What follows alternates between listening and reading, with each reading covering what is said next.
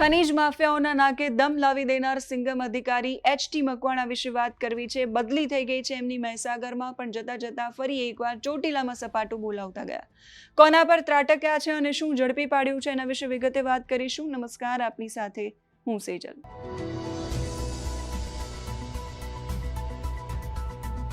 છેલ્લા કેટલાક સમયથી થાનગઢ લાઇમલાઇટમાં આવ્યું હોય તો એ છે કોલસો. 30થી વધુ વર્ષોથી થાનગઢની આસપાસના 15 કિલોમીટરના ગેરકાયદે ખોદકામ કરીને અબજો રૂપિયાનો કોલસો કાઢવાની પ્રવૃત્તિ બેરોકટોક ચાલતી હતી. આ ખાણો એટલી મોટી સંખ્યામાં હતી કે ગૂગલ મેપમાં પણ તમે ઝૂમ કરીને એને જોઈ શકો. ચોટીલાના ડેપ્યુટી કલેક્ટર તરીકે એચ.ટી. મકવાણાની નિમણૂક થઈ અને કડક કામગીરી કરી 6 મહિનામાં બધું જ બંધ કરાવ્યું. સુરેન્દ્રનગર જિલ્લામાં કડક અને નીડર અધિકારીની છાપ એમની નાયબ કલેક્ટર એચ.ટી. મકવાણા ફરી એકવાર ચર્ચામાં છે. ખનીજ માફિયાઓ પર સતત દરોડા પાડીને એમની કમર તોડનાર મકવાણા સાહેબ હવે ચોટીલામાં ગેરકાયદે ફટાકડાના ગોડાઉન પર સપાટો બોલાવી રહ્યા છે. એમની આ આકસ્મિક કાર્યવાહીમાં 10 લાખ કરતાં વધારેનો મુદ્દામાલ ઝડપાયો છે. સુરેન્દ્રનગર જિલ્લામાં જ્યાં પણ ગેરકાયદે પ્રવૃત્તિ થાય ત્યાં એક નામની ચર્ચા ચોક્કસ થાય અને એ છે એચ.ટી. મકવાણા. ખનીજ ચોરી કરતા માફિયાઓમાં તો એમના નામથી ફફડાટ છે જ.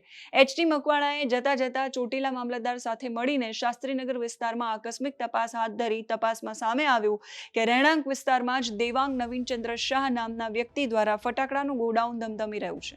તંત્રએ તપાસ કરી તો ખુલ્યું કે એની પાસેનું લાયસન્સ 31 માર્ચ 2026ના રોજ પૂરું થઈ ગયું અને ત્યારથી લાયસન્સ વિના જ ગેરકાયદે સંગ્રહ કરે છે ફટાકડાનું અને વેચાણ પણ કરે છે. આટલું જ નહીં, ગોડાઉનમાં સલામતીના કોઈ જ નિયમોનું પાલન નથી. એક્સપ્લોઝિવ રૂલ 2008 અને પેસોની ગાઈડલાઈનનો સદંતર ભંગ થતો હતો. 2 દરવાજા હોવા ફરજિયાત છે, ત્યાં એક પણ વ્યવસ્થિત નહોતો. ઉપરાંત પ્રતિબંધિત જોઈન્ટ સિરીઝના 40 બોક્સ પણ મળી આવ્યા છે, જે સુપ્રીમ કોર્ટના આદેશનું ઉલ્લંઘન છે. માફિયાઓ સામે ક્યારેય નમતું ન જોખનાર એચ.ટી. મકવાણાએ તરત જ કડક પગલાં ભર્યા. ઘટના સ્થળેથી 10 લાખ કરતાં વધારેનો મુદ્દામાલ સીઝ કર્યો. આખા ગોડાઉનને સીલ કર્યું.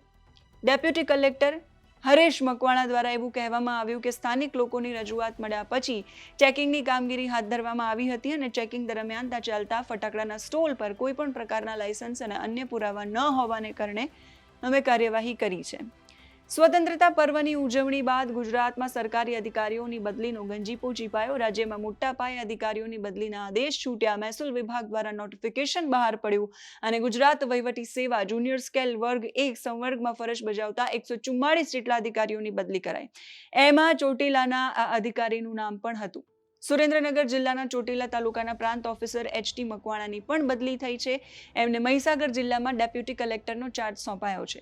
ખાસ એ છે કે ચોટીલામાં ડેપ્યુટી કલેક્ટર તરીકે એચ.ટી. મકવાણાએ 1000 કરોડથી વધુની ખનીજ ચોરી ઝડપી. સાથે જ હાઈવે, ચોટીલા મંદિર આસપાસના દબાણો હટાવ્યા. બાયોડીઝલ અને કેમિકલ ચોરી પર પણ એમણે દરોડા પાડ્યા. હવે એમના સ્થાને વડોદરાના ડેપ્યુટી કલેક્ટર શૈલેષ કલસરિયાને ચોટીલાના પ્રાંત અધિકારી બનાવાયા છે. એવું કહેવાય છે કે સારો અધિકારી ખુરશી નથી જોતો, જવાબદારી જુએ છે. પછી ભલે સામે ખનીજ માફિયા હોય કે ગેરકાયદે ફટાકડા માફિયા. એચ.ટી. મકવાણા સાહેબની આ કાર્યવાહીથી ફરી એકવાર સાબિત થયું છે કે જો અધિકારી નિષ્ઠાવાન હોય તો રહેણાંક વિસ્તારમાં ચાલતા આવા મોતના ગોડાઉનને કોઈ સ્થાન નથી. નાગરિકોમાં એમની આ કામગીરીને ખૂબ બિરદાવવામાં આવી રહી છે, એમની પ્રશંસા થઈ રહી છે, પણ હવે ચોટીલાથી મહીસાગર જઈ રહ્યા છે. તમે આવી ઘટનાઓ પર અને આવા અધિકારીઓ પર શું માની રહ્યા છો એ કમેન્ટ કરીને કહેજો. અત્યારે આ વિડીયોમાં બસ આટલું જ. નમસ્કાર.